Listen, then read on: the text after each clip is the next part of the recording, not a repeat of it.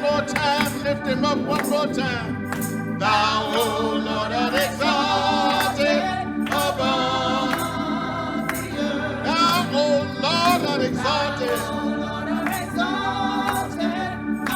I am excited today. We have with us today my brother and my friend, Rabbi David Sinner from Temple, Israel. And we were able to have some dinner with he and his lovely wife. And she's a gifted thespian, has performed on Broadway in New York, and she does all kinds of great things, singing, dancing, and writing. Amen. Where's she at? Amen. Stand up. Amen. Come on, get up. Come on, give her a hand. Come on. Amen. About 4 years ago, my wife and I visited Philadelphia. And a visit to Philadelphia is not complete without visiting the Liberty Bell. And when one looks at the Liberty Bell, the first thing they observe is the cracks. And often people don't look past the cracks. But inscribed on the Liberty Bell is a verse from Leviticus, and you proclaim liberty throughout the land and to all the inhabitants thereof. Now that quote has a very particular context, and that's why the Liberty Bell became the symbol of the abolitionist movement. It was talking about the Jubilee year and the freeing of slaves. Now, one can ask, if it's talking about the freeing of slaves, it's not talking about all the inhabitants thereof. It's talking about a very specific population. One could even argue that there's a population that the freeing of those slaves does not represent liberty. If somebody had a whole staff of slaves and they didn't have to cook for themselves, they didn't have to clean for themselves, they didn't have to build for themselves, and then the next day that staff is no longer, one can argue that they have less liberty or less freedom. But in reality, a society is not free until all the members of that society are free. And that, my friends, is the legacy of the Reverend Dr. Martin Luther King. He was a person who opposed not only racism, he opposed anti-Semitism and every other ism, because he realized that a culture is not free until all of the citizens of that culture enjoy equality. In the synagogue, we read each week a portion of the Torah, which is known in common culture as the Old Testament. And at this time of year, at the time of year when we celebrate Dr. King's birth, we are reading from the Exodus narrative. And we're reading the story of a person whose mission paralleled that of Dr. King. We read about Moshe Rabbeinu, Moses, our teacher. And yesterday in the synagogue, we read about how Moses faces off with Pharaoh, and he says, "Let my people go." And if you watch the movie with Charlton Heston, one of the other great teachers of our culture, you don't know what the rest of that sentence is. Let my people go so that we may serve the Lord. Freedom is only of value if we exercise that freedom for a purpose. There's another movie that sort of got something wrong as well. The movie Selma failed to focus on the fact that the civil rights movement was a spiritual movement. It was a religious movement.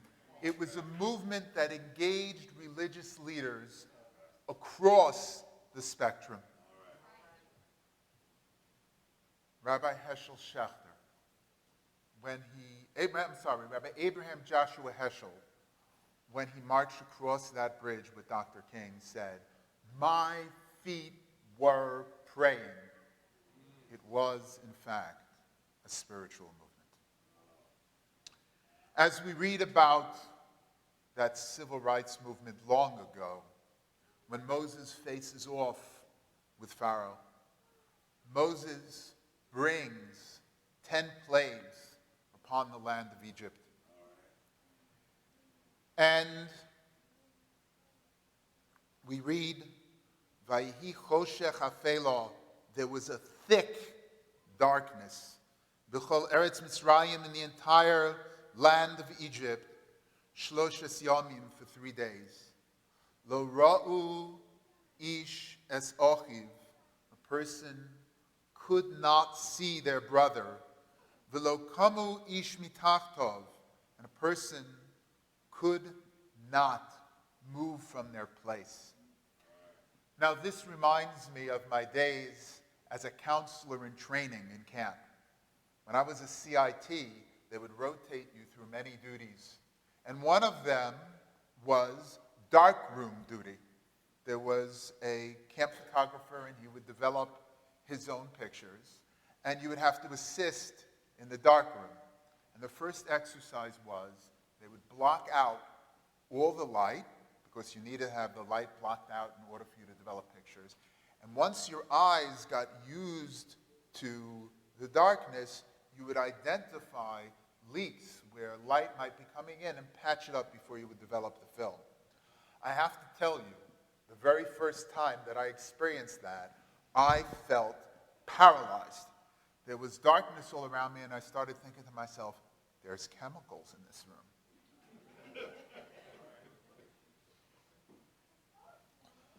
The verse conjured up a very different image for Rabbi Yitzchak Meir of Ger. He imagined a spiritual and ethical darkness. Lo ra'u ish es ochiv. A person could not see his brother. A spiritual and ethical darkness that leaves us oblivious to the needs and the plights of others.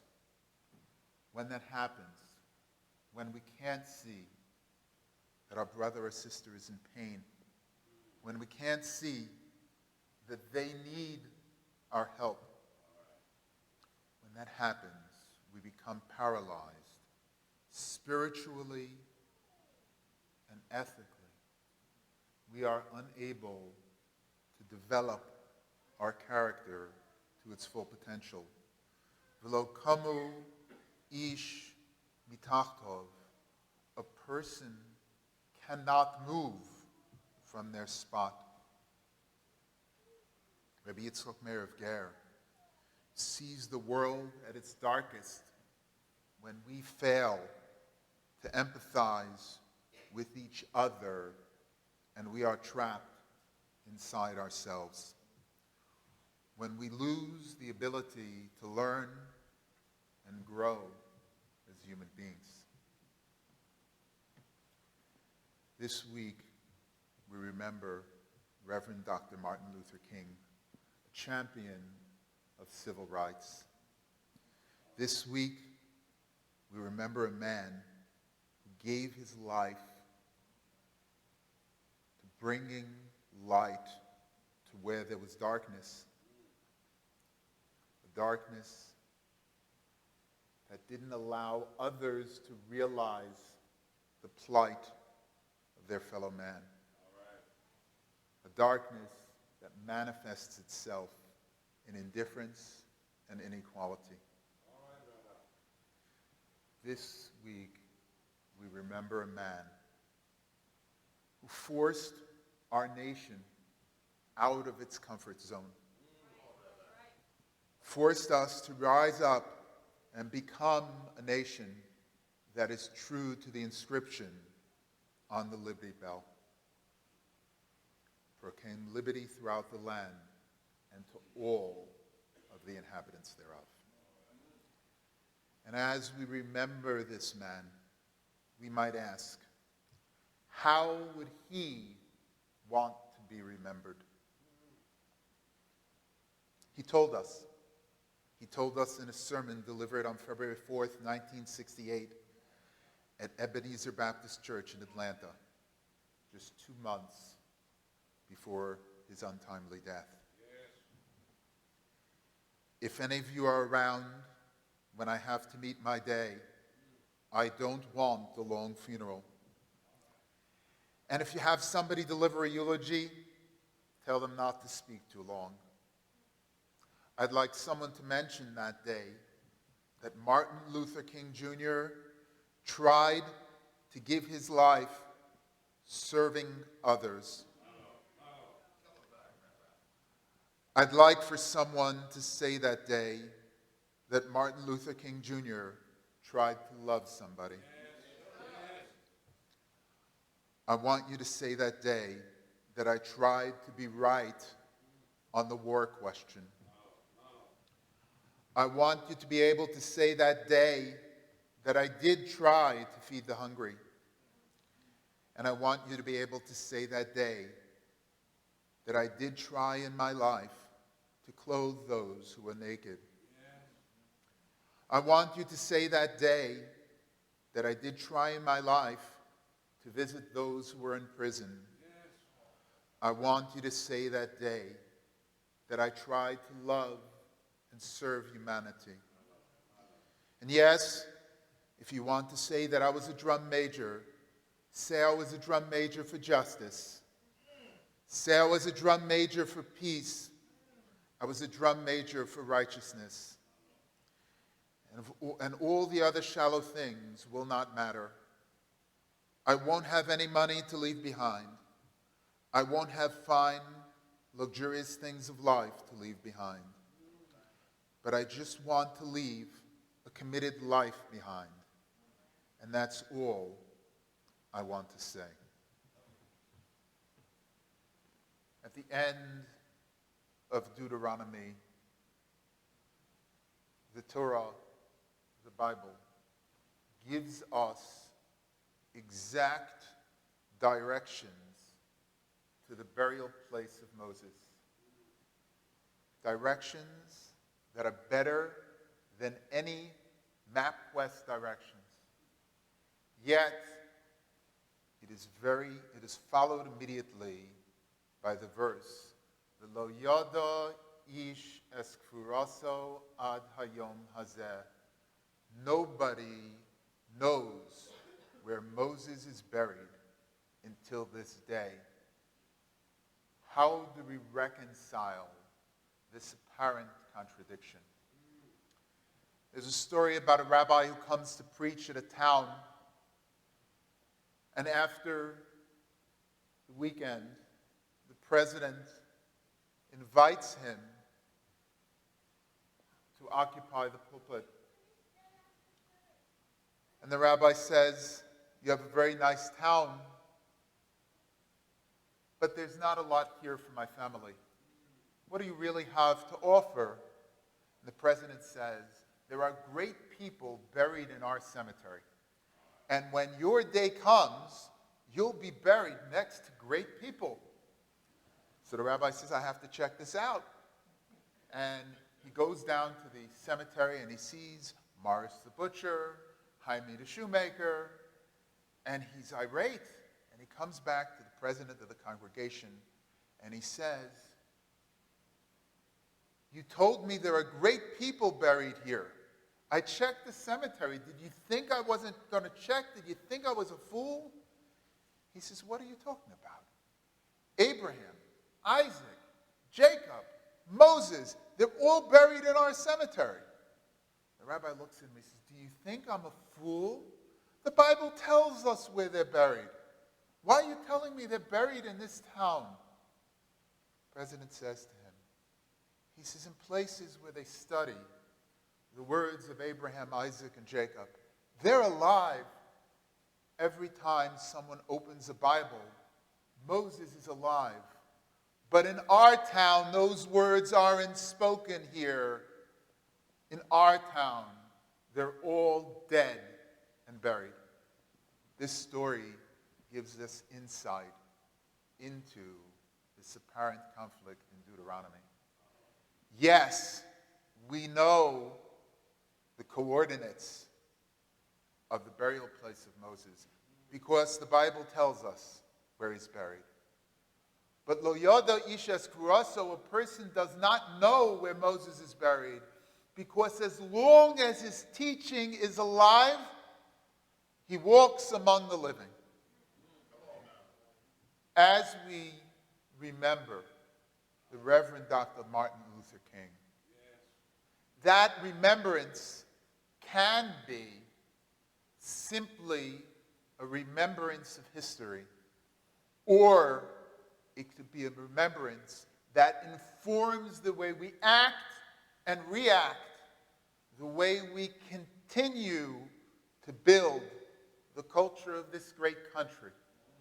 And if we incorporate his legacy into how we live our life as a nation, lo yada ish es kuraso ad hayom hazeh, no one will know where he's buried to this day, because he will be alive in your hearts and in your souls and in your minds. May this be God's will. Thank you for having me with you here today.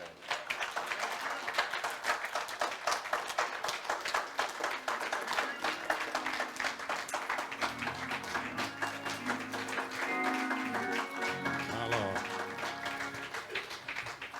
This little light of mine, I'm going to let it shine.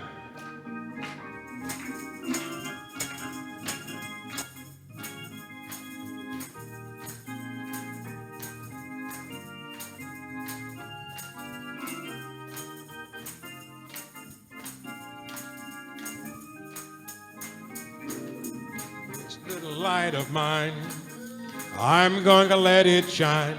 Oh, this little light of mine, I'm going to let it shine. This little light of mine, I'm going to let it shine.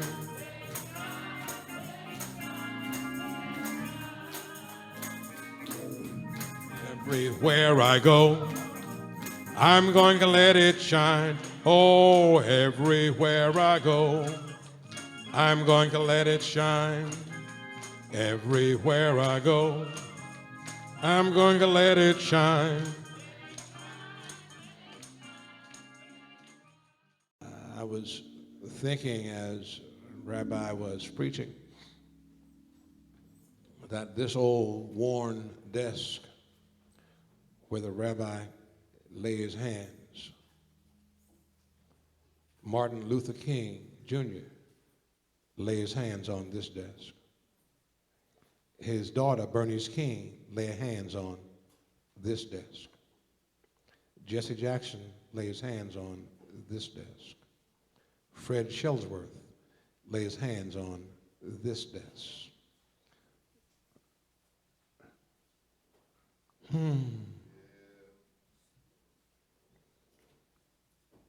And that great preacher from Bethany Baptist, who was a friend of Dr. King's, William Augustus Jones, lay his hands on this desk. And so you laid your hands in good company. And because we believe the spirit of man still moves about, it is possible that Martin saw you standing here where he once stood. What a wonderful, inspiring, motivational informative and enlightening message